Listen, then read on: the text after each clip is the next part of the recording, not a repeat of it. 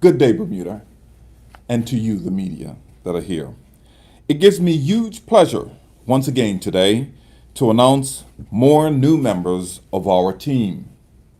Tariq Smith is the One Bermuda Alliance candidate in Warwick Southeast, an area where he grew up and where his family has operated a business for more than 100 years. Tariq, I welcome you to the table. No stranger to politics. He certainly has been out there on social media expressing his concerns about the future of Bermuda.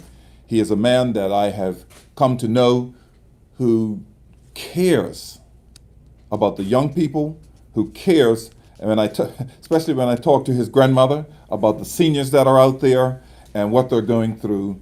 And I really am looking forward to the fact that he is now an official member running as a candidate in constituency Warwick Southeast.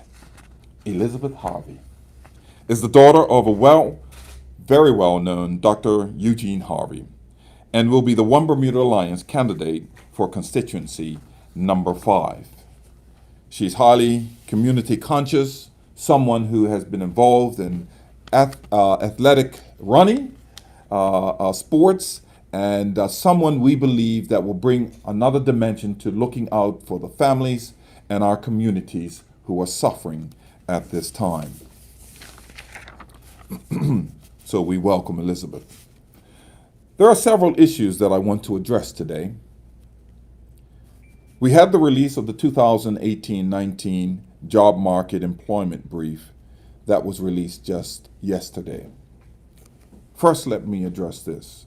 All job growth is welcome. But of the 523 new jobs added in 2019, let's just break that down. 306, or almost 60%, were in public administration. That means those new jobs are costing you, the taxpayer. And they were in various areas within the public administration. The other job increase was 151 jobs in hotels. These are the fruits of the One Bermuda Alliance labors and the OBA, founded by the Tourism Authority, put new jobs on the table where these jobs have been created, and this was a One Bermuda Alliance initiative. Disturbingly, there were 50 fewer jobs in international business, Bermuda's main earner of foreign exchange. It also appears that jobs filled by non-Bermudians rose by 324. What happened to the Premier's pledge to put Bermudians first? These are the key facts that Bermudians need to pay attention to. These jobs are either the result of increasing the civil service or from One Bermuda Alliance inspired projects that continue to benefit Bermuda. Second, there were 2 issues that arose yesterday. The Premier held a fundraiser event at Tariq Point, which cost $20,000 or maybe more a table.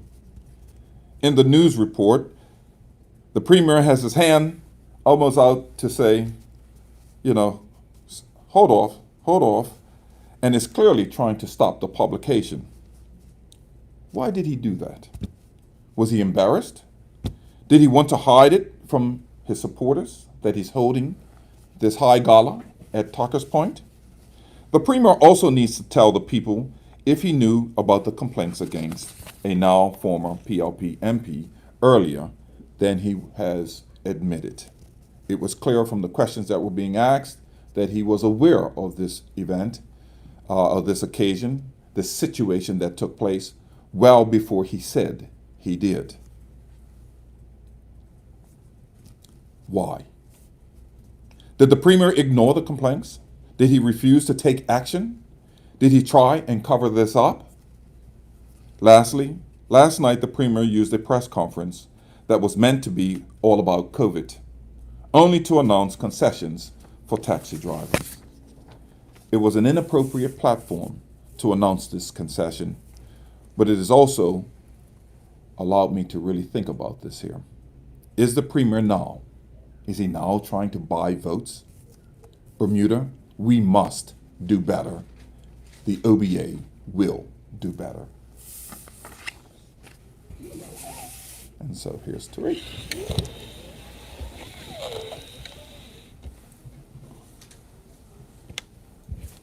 Good day, Bermuda. I would like to thank the opposition leader, Craig Cannonier, the Candidate Selection Committee, for allowing me to represent the One Bermuda Alliance in constituency 24, Warwick Southeast, in the upcoming general election. I have had a love for politics since I was a child, but my passion isn't just politics. It's to help people and change and help create change. We have come together in Bermuda in the last few months through this pandemic as a tighter community, showing ways that Bermudians used to treat each other in the past. I feel there is no better time for me than the present to step up and serve my country and my community. To the constituents of Warwick Southeast, I grew up in South Shore Road, Warwick. I learned to ride my pedal bike in the Warwick Seventh-day Adventist churchyard. My family, as Mr. Cannon has said, has lived and operated a business in Warwick for over a century. I presently manage our family business in the constituency number 24. For these reasons, this community is not only dear to me, but I strongly feel that I can best represent as I am one of you. I'm an everyday presence in our community, and I have been for 16 years, and this will not change anytime soon. I will do my best to hear your concerns and work towards gaining your trust and your confidence. Based on canvassing so far, I can confidently say that we share the same concerns. Education, the status of the T.N. Tatum Middle School building, antisocial behavior, healthcare, cost of living, land taxes, and a livable wage. My hope is to bring fresh ideas to the table in hopes of strengthening our Warwick community. If elected, I hope to be the accessible MP, serving the needs of the people of Warwick, championing your voices, and growing Bermuda into a place we can all be proud of and thrive in. Bermuda, you challenge the One Bermuda Alliance to get fresh, new faces into the room. I am here, and you have already seen others rolled out with new faces. This shows the OBA has listened to the people and has given you new candidates you so rightfully have demanded. The OBA has moved in the right direction, and we will do better.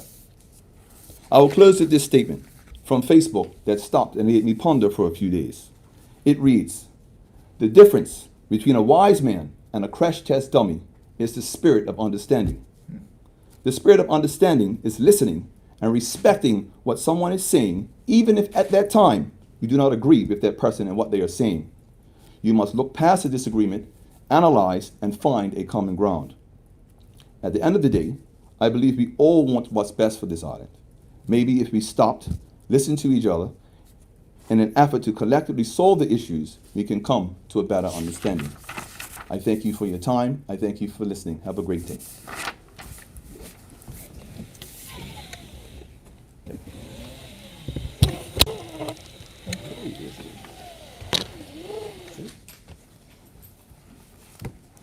Good morning, Bermuda, my One Bermuda Alliance colleagues and members of the media. It is a great honour to be selected as the One Bermuda Alliance candidate to represent the people of Hamilton East, and I'm very excited to be here. For those of you who don't know me, I was born and grew up in Bermuda. My father is Dr. Eugene Harvey, who practiced as a GP for close to 40 years and delivered many of the island's children. He followed in the footsteps of his father, who was also a doctor. A few of you might still remember him. After I graduated, I worked as a journalist for several years before returning to the UK to further my career in PR and communications. But it was after I had my two children that I decided in 2006 to return to Bermuda for two reasons. One was a reason that many of you may be familiar with. I wanted them to learn to swim the sea like I had and my father had. And the local council in the UK just didn't cut it. It wasn't right. I wanted them also, but more importantly, to be a part of the community where people knew them and knew where they were from. And for my children to have a strong identity and to really know where they came from. And that's what I and many of you love most about Bermuda, our community, because we have a strong community. And we have a community that looks after each other like nowhere else I've ever known. We are proud of who we are and our way of life, and we defend it fiercely. But today we're at a crossroads and our country is in trouble. We are drowning in debt with a government that doesn't seem to know where to go next. We are digging ourselves into a financial hole that we might never get out of, and the consequences are dire. And as a mother and the family breadwinner, this keeps me up at night, and I know it's keeping the people of Hamilton East up at night as well. Over the last few months, COVID has taught us that we can't take things for granted, particularly the public services that we depend on, because suddenly everything feels very fragile. And it gave me an insight into what our island could look like if we continue to sink further into debt. And so that is why I'm supporting the OBA, because we need a credible alternative to the current government. We need a party that has a proven track record in getting our economy back to where it should be. And so my parting word is that the people of Bermuda should think very carefully about who they vote for in this next election, because I really truly believe we're at a crossroads. And if we vote for more of the same, we will get more of the same. And if we really want to protect our economy and our way of life, I suggest we vote for the OBA. We will do better.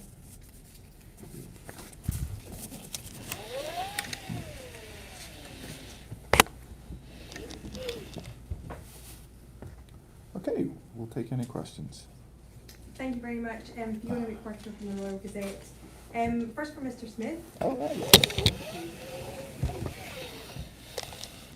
We heard Mr. Cannonier say that you cared about young people, and Yes. you had already been making some remarks, I guess, on social media. Can you tell me how you might try to engage more young people to, I guess, support and look towards the One Bermuda Alliance as a good alternative? Well, in my community, I have a reach, I think, with the young men, especially in Ordroad. You know, I am a young man from Ordroad. I think that sometimes we have young men that are looking for an answer, sometimes to questions that they may not be getting answers to. So I go around oftentimes because my laundry is in the middle of the neighborhood, and I have a chat. Either we talk about football or we talk about where you're going to be in a couple of years. It isn't always just a playful talk. You know, I try and motivate them and try to give them avenues to get ahead, avenues to get themselves educated, avenues to get themselves a future that can be brighter for them. Thank you. And Warwick South East in 2017 was quite a large PLP majority. Yes. What do you think you have to do, and what can you do to try to convince those constituents that you're the right person to vote for? Well, what I have to do is, as I said in my speech, I have to gain the trust and the confidence of those people in that constituency. Many know me. Many know my family. I don't think I can go 10 yards walking in that community without somebody tooting. And if anyone's been with me, I toot, and everyone waves to me all day, every day along the streets. I think that I have to reach the voters that may be disappointed, that may be on the fence and saying, you know what, this guy's one of us. If anybody's going to care about Warwick, it has to be this guy. Because if I don't care, then who's going to care? This is where I was born and raised. I spend most of my day, in fact, all of my day here. So I'm there to hopefully gain the confidence and the trust. And then we'll go from there once I gain that. I appreciate that. Thank you very much.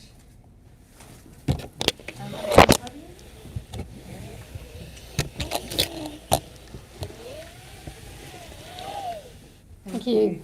You talked about a financial hole and how, you know, if we continue on this path, then we might just be digging ourselves deeper. What do you see as the OBA's credible alternative to that? What are the sort of economic plans that this party might bring to the government that could change the future shape? Sure, thank you, and it's a very good question. I think the point here is that we have an excellent party here. We have a lot of very smart people, very credible people with track record who are working on all these sorts of policies, and they'll be rolling out an economic and social policy in due course. So we'll hear more about the specifics. But as I've said before, you know, when I've spoken to people already in Hamilton East, this is what they care about, and what they want to know is what's next, and that's all people really care about. Obviously, the issues that people have on an ongoing basis, but the economy is what people are really worried about. And as I said, it's it's what's keeping people up at night. So I think you'll hear from our party in due course about that. Sure, and you're certainly obviously confident then that that plan's going to be forthcoming and that you can get behind it? Absolutely. Super. I appreciate that. Thank Thank you all you. very much. Okay.